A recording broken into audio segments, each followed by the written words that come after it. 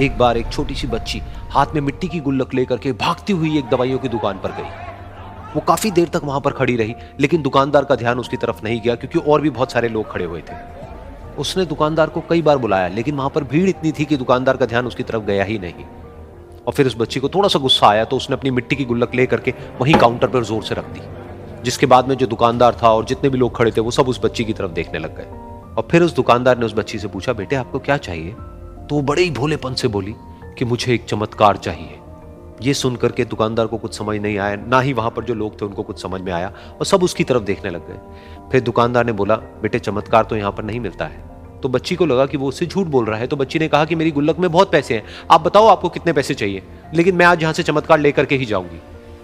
तो वहीं काउंटर पे एक और आदमी खड़ा था, उसने उस बच्ची से पूछा कि बेटे क्यों चाहिए तुमको चमत्कार? तब उस बच्ची ने अपनी कहानी बताई कि अभी कुछ दिन पहले मेरे भाई के सर में बहुत तेज दर्द हुआ, तो मेरे पापा मम्मी उसको हॉस्पिटल ले गए। उसके बाद कई दिन तक मेरा भाई घर नहीं आया। तो मैंने कई बार अपने पापा से पूछा, लेकिन उन्होंने मुझे कुछ नहीं बताया। उन्होंने बार बार यही कहा कि वो आ जाएगा, वो कल आ जाएगा, वो कल आ जाएगा, लेकिन वो आ ही नहीं रहा था। तो मैंने देखा कि मम्मी रो रही है। अब पापा मम्मी को कह रहे थे कि उसकी दवाइयों के लिए और उसके इलाज के लिए जितने पैसे चाहिए उतने मेरे पास में नहीं है, अब उसको कोई चमत्कार ही बचा सकता है। तब मुझे लगा कि अगर मेरे पापा के पास में इतने पैसे नहीं भी हैं तो क्या हुआ, मेरे पास में तो है। तो मैंने जितने भी पैसे जोड़ रखे हैं वो सारे लेकर के मैं इस दवाई की दुकान पर आई। फिर उस आदमी ने उस बच्ची से पूछा, कितने पैसे हैं तुम्हारे पास में? ये सुनते ही उस बच्ची ने अपनी गुल्लक उठाई, जमीन पर फेंकी और तोड़ दी और पैसे गिनने लग गई।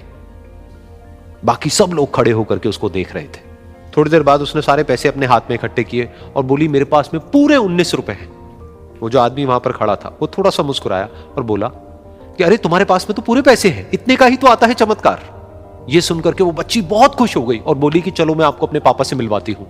बाद में पता लगा कि वो आदमी कोई आम आदमी नहीं था, बल्कि एक बहुत बड़ा न्यूरोसर्जन था, और उसने सिर्फ 19 रुपए में उसके भाई की सर्जरी करी और कुछ ही दिन बाद वो ठीक होकर के घर वापस आ गया। फिर कुछ दिन बाद वो बच्ची, उसका भाई, उसके पापा, उसकी मम्मी चारों एक साथ बैठे हुए थे और बात कर रहे थे। तो उसकी मम्मी ने उसके पापा से पूछा कि अब तो बता दो ये चमत्कार आपने किया कैसे? तो उन्होंने अपनी बेटी की तरफ देखा और बोले, ये चमत्कार मैंने नहीं, इसने किया है।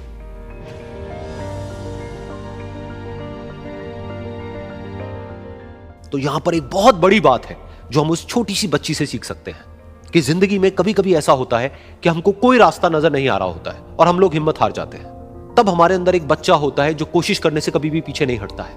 वो हार मानने को तैयार नहीं होता है क्योंकि उसको ना शब्द समझ नहीं आता है।